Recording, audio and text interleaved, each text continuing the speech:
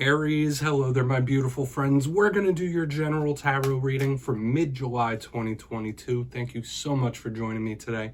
You know I appreciate each and every single one of you. So let's get it going immediately. We're going to get right down to business and start this reading off with an oracle card, just to take a little energy check and see what's going on before we fully get underway. We're going to dip our toes in here, Aries. My guides, talk to me. What do we got for the lovely Aries collective? I hope you're all doing fantastic, my friends. But yeah, we're just going to look at this first card real quick. Then we'll get into the full tarot reading itself. And at the very end, I'll pull you a bonus card with the Shadowland Tarot, just to see what might be in the shadows or what shadow work you can lean into, which is always very interesting in my opinion. But let's get this going. What do we got for Aries, please? Quick. Okay. All right, so to me, this first card is absolutely a card of either aesthetics or problem avoidance. Now, it's an interesting type of vibe. It doesn't necessarily have to be bad. There's water there, and there's a lot of moving parts here. So we'll break into it. Before we do, though, if you're new here, I'll be speaking about the July subscriber surprise towards the end, so you might want to check that out. Also, if you're active on social media, my handle on all platforms is @KyleofCup, so please feel free to hit me up on the platform of your choice. Everything except Facebook. But into the reading we go. If you look at this card, it's absolutely lovely. You see that lady there, she's in the water. There's a beautiful swan, and she is dressed similar to the swan. So sure, we could think about emotional archetypes, the realm of emotion, because of the water. That's always important in divination. So there might be something in regards to your emotion that could be prominent in this time. However, this card to me is absolutely either somebody trying to blend in, not cause any issues. So if that's not you, that might be someone you're linked to. That's like, all right, I'm just going to play ball. I don't want any issues. I don't want any type of problems. Like, this is problem avoidance to me. However, this could also represent aesthetics because it's such a beautiful type of card. So whether it's you paying attention to how you look, trying to remake yourself in some sort of way, or something in regards to how you look and feel could be important. So we're gonna get into tarot. As I always say, that's just a little footnote. Sometimes it links in with the reading, sometimes it doesn't. But yeah, we're gonna get you 3 cards in the upright, then we'll intuitively clarify. So let's shuffle it up one time. For my Aries friends, my guides, talk to me. What do we got? So last week's reading was an interesting one. It was titled Big Karmic Shift, and we were seeing lots of powerful energy, Aries. So we were seeing possible timelines shifting, stuff like that, stuff that was a little far out there. There was karmic archetypes, big change and transformation.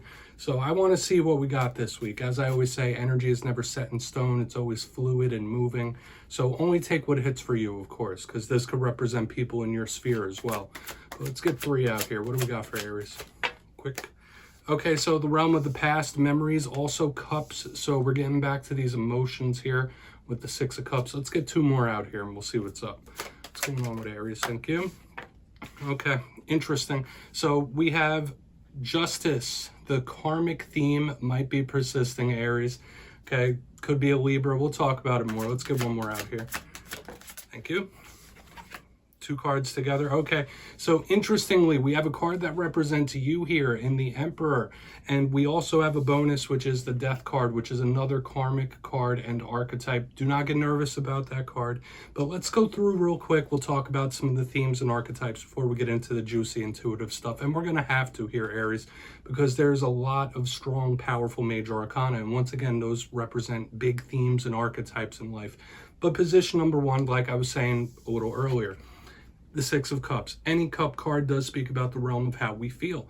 This to me is a card of history and memories. So whether it's you thinking back on the past, or this is someone that you've known for a very long time, this could even be past lives if we go back far enough when we see the 6 of Cups. Could also represent soulmates, but things that may have happened in the past could be showing up here, or someone you've been linked to for a very long time. Now, I always say these readings aren't necessarily just love. It could be various things in life, but it's an interesting card of interpersonal relationships, but also memories. Moving further, though, we have Lady Justice in the center. Lots of things this could represent. Now, for some of you, it could represent legal situations. Some of you might just have a prominent Libra in your life when this card shows up. Could be decisions, could be a crossroads, could be weighing something on the scale, like, is this a benefit, is this not? Could be decisions, choices, fork in the road, like I said. But once again, this is a big karmic card. Out of all the ones in the whole entire tarot deck, this is karmic themes. Okay, so similar to last week, I really want to clarify this and see what it's about. So whether it's karmic cycles, karmic retribution, karmic rewards, we'll just have to see. Karma is a very in-depth type of topic that we could go into. But moving to the back end, we have one of the more important cards of this spread. Could possibly be the cornerstone. We have the Emperor. Super important in an Aries reading. Now, since this is the card that represents Aries, it could be something you're feeling in this time. Something or someone coming towards you when we clarify it.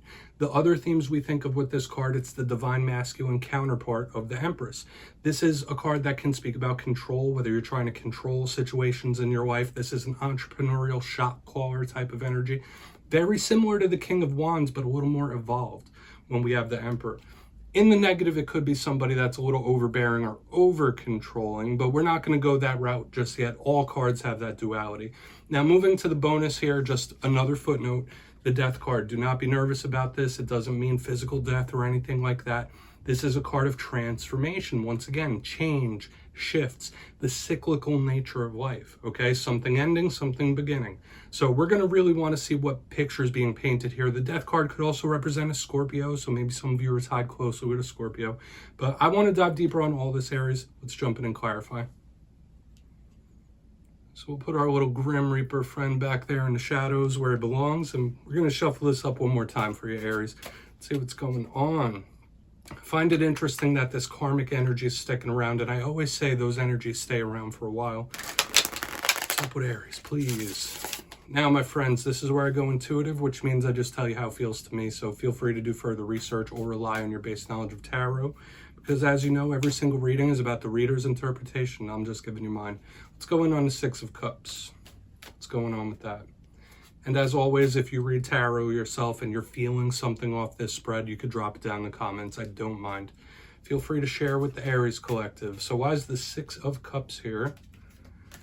My friends, I'm going to get a move on here. Okay, we have the Strength card. So a lot of you, it may have taken a really long time for you to get over something, or you're drawing on past experience for motivation and strength moving forward. We have the card that represents Leo here. We have Strength. So maybe some of you are just connected with a Leo.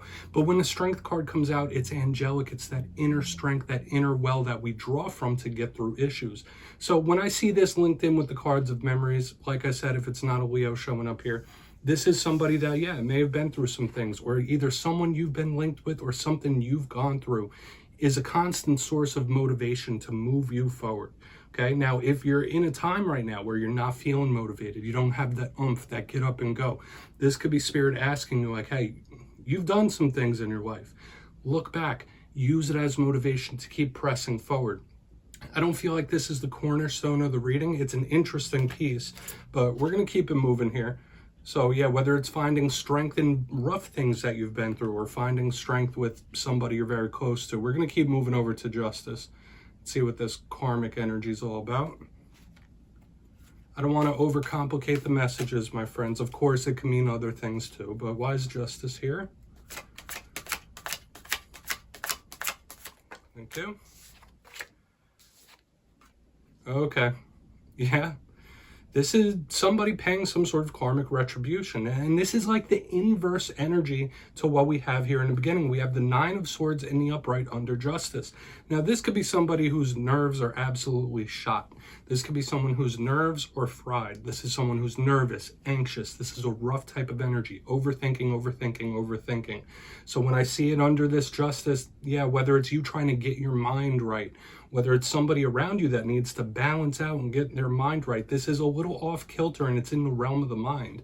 So don't let your mind play tricks on you. Don't let your mind run away with you in the coming days and weeks. But once again, if it's not just general nervousness, anxiety, or someone being hit with that, this is absolutely either someone dreading karmic retribution or karma striking for somebody. Like, all right, you're going to get what you deserve, whether good or bad. But this is somebody stressing that a little bit. Okay, so we're going to leave that as is, okay? And I'm not saying it's deserved or undeserved. There's a lot of Aries out there going through various different things. At the very least right now, though, you just don't want to be your own worst enemy. You don't want your mind to run away.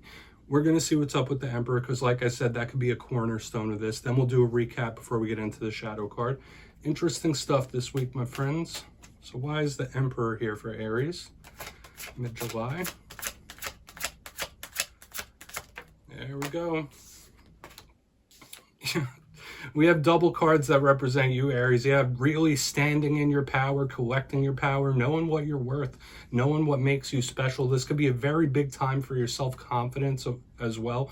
And if a lot of you are stressing about something, there could, like, because I'm seeing how these are all playing off of each other, this could be Spirit saying, like, hey, you really got nothing to stress about. You're going to be fine. You're going to be okay.